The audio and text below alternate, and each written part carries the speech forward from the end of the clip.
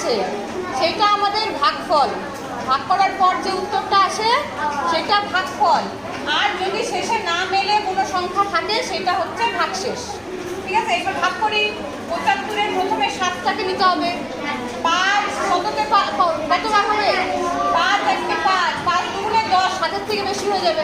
তাহলে 5 1 5। এইবার হবে বিয়োগ, 7-এর থেকে 5 বিয়োগ করলে কত থাকবে? 2। পাশের 5টা নামাবো নিচে, 25 হয়ে গেল। 5 পাশে 25, তাহলে কি মিলে গেল? একই সংখ্যা মিলে গেল, মানে নিচে কাটা বা নিচে শূন্য যেটাই হোক একটা দিলেই হলো। ভাগশেষ কি আছে এখানে? নাই, তার মানে ভাগশেষ শূন্য। ভাজ্য হচ্ছে 75, ভাজক 5, ভাগফল 15, ভাগশেষ শূন্য। যেই সংখ্যাটাকে ভাগ করা হবে সেই সংখ্যাটা হচ্ছে ভাজ্য। ভাজক